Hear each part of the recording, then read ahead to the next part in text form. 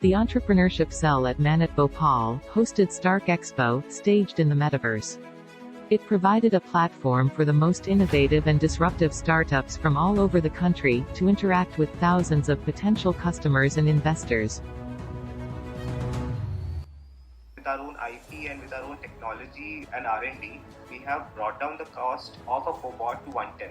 What we are here to do is the 70% of the mundane job we are going to replace with the cobot, and we will leave only those that technical or L2 level skill with the blue collar workers, so that the ROI can be realized by all the MNCs.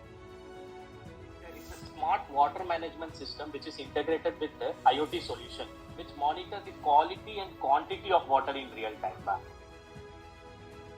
We are working with HAL, with DRDO, as well as all the three arms of Indian Defence Forces, primarily on the drones, anti-drone technologies and products,